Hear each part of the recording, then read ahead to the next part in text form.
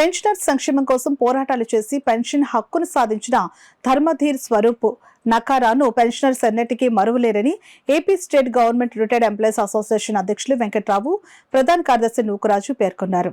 కాకినాడ బాలాజీ చెరువు సెంటర్లో గల పెన్షనర్స్ భవన్లో జాతీయ పెన్షనర్స్ డేని ఘనంగా నిర్వహించారు. అసోసియేషన్ అధ్యక్షులు వెంకట్రావు అధ్యక్షతన జరిగిన కార్యక్రమంలో పలువురు సీనియర్ పెన్షనర్స్ అసోసియేషన్ అధ్యక్షులు వెంకట్రావు, నూకరాజు, శేషగిరి పెన్షనర్స్ కుటుంబ సభ్యులు సాల్వాలు కప్పి పూలమాలలు వేసి ఘనంగా సత్కరించారు.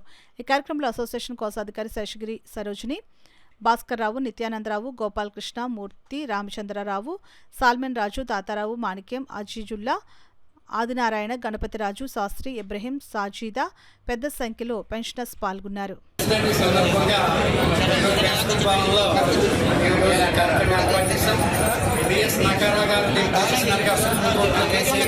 తదుపరి దాని ఆనాడు ఉన్నటువంటి వైవి చంద్రచూడ్ గారు ఒక ల్యాండ్ మార్క్ సెగ్మెంట్ ఇవ్వడం, ఆ కారణంగానే ఈరోజు పెన్షనర్స్ పెన్షన్ తీసుకున్నారంటే వారి దయ మాత్రమే.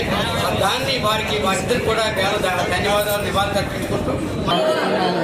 ఇది పెన్షనర్స్ డే మన వెంకరాజు గురించి, ఆయన చేసిన సేవల గురించి, వారి గురించి ఎంతో మందికి జీవనోపాధి కలిగించినటువంటి అపహానుభావునికి వచ్చి పెన్షనర్లు కూడా జీవితాలతో రుణపడి ఉండాలని చెప్పేసి ఈ విధంగా ఈ కార్యక్రమంలో 8 మంది సభ్యులను సన్మానం చేసి వారిని గౌరవించడం జరిగింది.